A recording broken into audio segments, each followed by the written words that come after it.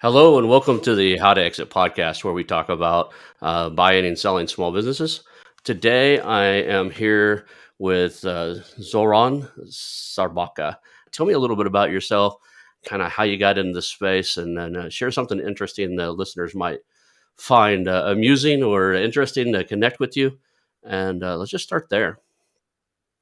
Right. Look, I always, I thought I was always going to end up in business. It happened much faster than what I thought. So I never worked for anybody else. I had a couple of contracting jobs for a few months, but most of my life I was self-employed. So it came from my father. My father had a quite large business in Libya, out of all places, in 1970s. Libya used to be a bit like Saudi Arabia before the crash of 2008. So there was a lot of American money, a lot of European money, a lot of European and American companies actually working in Libya started because of the oil, and then from there they started doing infrastructure and a few other things.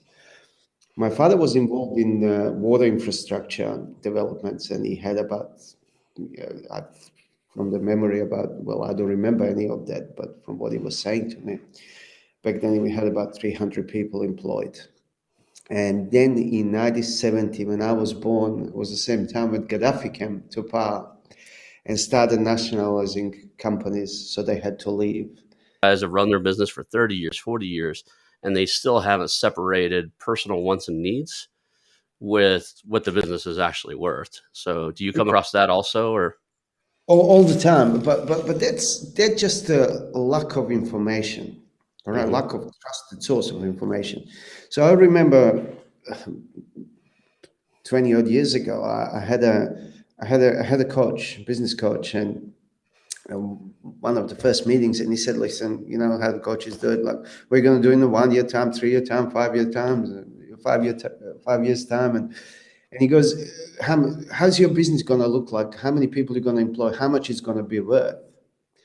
And that's the first time that I got exposed to value of the business. And had no idea how much my business is worth.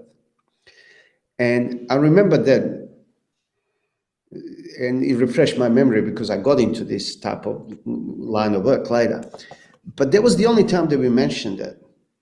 So until I sold business, there was no any conversation about the value of the business. And in fact, when I started selling my first business, I had no idea how the business is valued.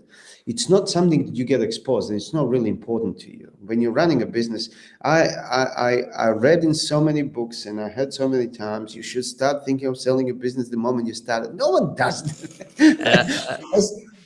When I start a business, I just want to stay afloat. All right, I want to pay that bill. I don't want to go broke. That's that's my goal for the first 3 years, and then the business grows, and then I'm growing a business, and then business starts making money, and then I'm enjoying the money the business is making. We ask questions such as, "Have you had the business professionally valued?" And that makes them think, well, what's professional valuation and how does that work? Because the value of the business doesn't come just from your business, but it comes from what buyer can do with that money elsewhere. All right. So I don't have to buy the business. I could invest in real estate. I could invest in Bitcoin, whatever I want to do at the time. What's my business worth? And like you Google how to value my business, you could get lost in a rabbit hole of days and still not be able to come up with a number that is going to be representative of what a buyer will actually pay because of all the different models out there and how complex they are. I don't think you can do it if you've never done it before without anyone's help. You can't do it.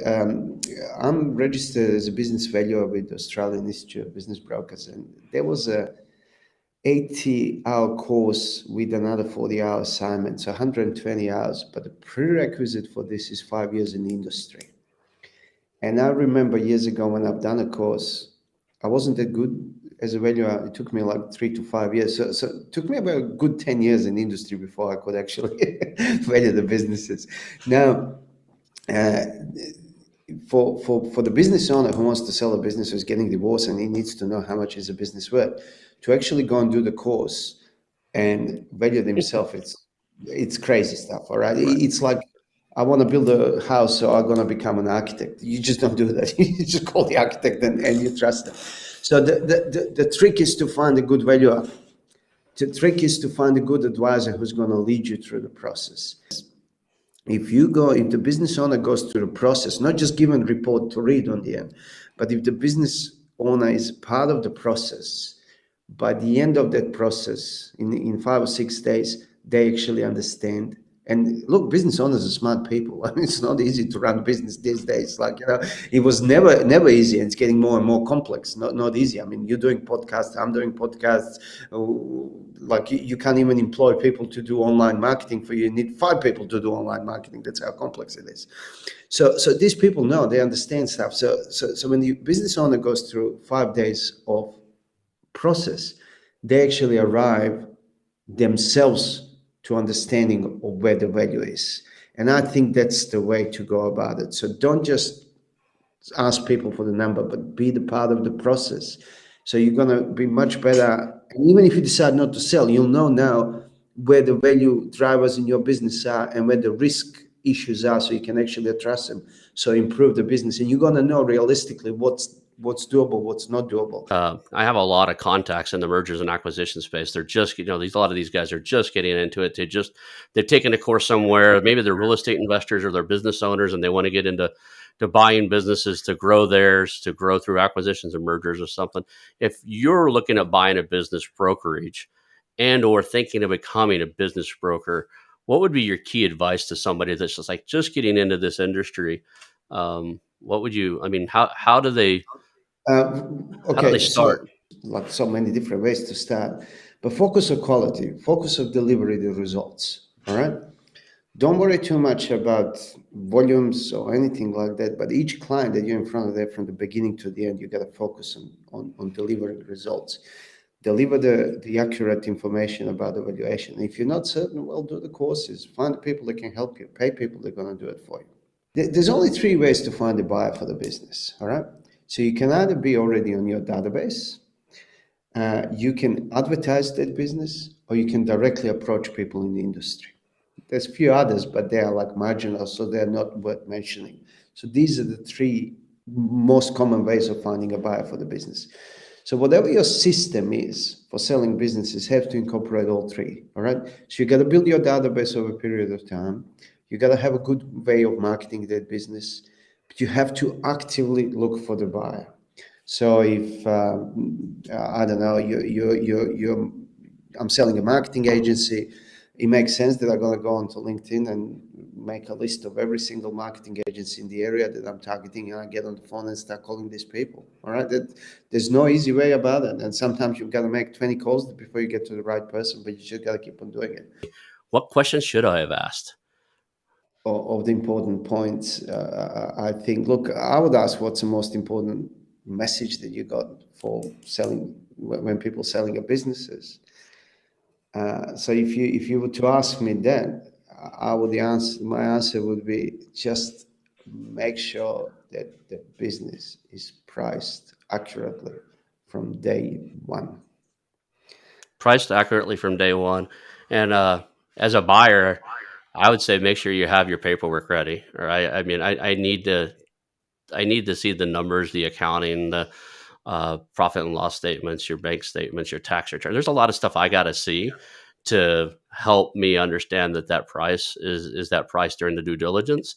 And I've come up with the price on a business, got a business owner agree to it, and get into the numbers, and they just don't have their accounting clean enough to justify. It looks right. I can see the deposits going into the bank, but their accounting's such a mess.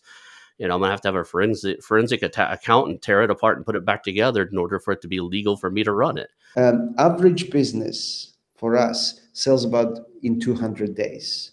So that's from the beginning to the end. So you come and see us today and say, look, I'm thinking of selling a business. And until we have a money in the bank, you can count on 200 days. You can do it earlier, you can take it longer. All right. That's an interesting thing. I do a lot of real estate, and we always track kind of the days on market or average days on market. I've never thought about that inside of the business. Buying and selling businesses is what is the average days on market for a business out there. So 200 seems reasonable because of the extra paperwork and due diligence, and you're not buying a house that's sticking there and it's going to be that way. You're buying a business, a system, a process, human resources, people, workers, and their personalities and the culture and the values of the company. And with it takes more than 30, 60, 90 days to sort all that out and make sure it's something that aligns with what you're looking for. How should they reach you? Well, look, anybody, we got a few brands, so we cover pretty much everything from very small businesses to about $20 million deals. The best way to find us, just look us up. It's Exclusive Business Sales, and it's spelled XCLLUSIVE .com.au, and just contact us. There's a lot of phone numbers, a lot of email addresses, and everything else. You'll be put to the right person, and we'll take care of it. Doesn't matter if you just need a business valuation, you need a certified business valuation, and business is not selling because you're selling, passing on to your family, or you got a family court or anything like that. Or if you're selling a business and you want to sell the business, give us a call and we'll see how we can help. If you're a buyer, call, register on our database and tell us what you're looking for. And next time when we got a business that matches your criteria, we'll be on the phone to you and say, hey, we got something that could be of interest to you. We do have a little office in Hawaii. So if you're listening to this from Hawaii, we're starting a little experiment in Hawaii. It's going very well. We got a presence in Hawaii, and we're seriously thinking of putting some offices in the United States.